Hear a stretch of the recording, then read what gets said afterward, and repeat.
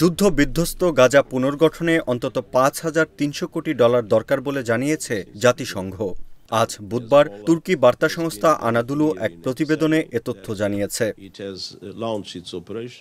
জাতিসংঘের প্রতিবেদনের বরাত দিয়ে আনাদুলু জানিয়েছে, ইসরায়েলের সঙ্গে হামাসের যুদ্ধে গত ১.৫ বছরে গাজা এতটাই বিধ্বস্ত হয়েছে, এটির প্রাথমিক পুনর্গঠনের কাজ করতে প্রথম ৩ বছরে $২০০ কোটি প্রয়োজন হবে, আর সম্পূর্ণ পুনর্গঠনের জন্য দরকার হবে প্রায় $৫,৩০০ কোটি। এ বিষয়ে জাতিসংঘের মহাসচিব অ্যান্তনিও গুতেরেস বলেন, বর্তমান পরিস্থিতিতে গাজায় প্রয়োজনীয় চাহিদার সম্পূর্ণ মূল্যায়ন করা সম্ভব হয়নি। তবে প্রাথমিক বিশ্লেষণে বোঝা যাচ্ছে, গাজা উপত্যকায় ব্যাপক পুনরুদ্ধার ও পুনর্গঠনের প্রয়োজনীয়তা রয়েছে।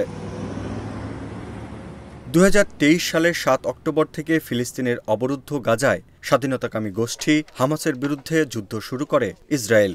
এখন পর্যন্ত এই যুদ্ধে ৪৮,০০০-এরও বেশি ফিলিস্তিনি নিহত হয়েছেন এবং ১২,০০০-এরও বেশি মানুষ নিখোঁজ রয়েছেন। এছাড়া আহত হয়েছেন ১ লাখেরও বেশি মানুষ। জাতিসংঘের মতে, ইসরায়েলি হামলায় গাজায় প্রায় ৮৫% ফিলিস্তিনি বাস্তুচ্যুত হয়েছেন, আর অবরুদ্ধ ভূখণ্ডটির ৬০% অবকাঠামো মারাত্মকভাবে ক্ষতিগ্রস্ত বা সম্পূর্ণ ধ্বংস হয়ে গেছে। গত ১৯ জানুয়ারি থেকে গাজায় যুদ্ধবিরতি চলছে, তবে এরই মধ্যে যুদ্ধবিরতি ভেস্তে যাওয়ার আশঙ্কা দেখা দিয়েছে। যুদ্ধবিরতির শর্ত মানা হচ্ছে না বলে পরস্পরকে দোষারোপ করছে ইসরায়েল ও হামাস।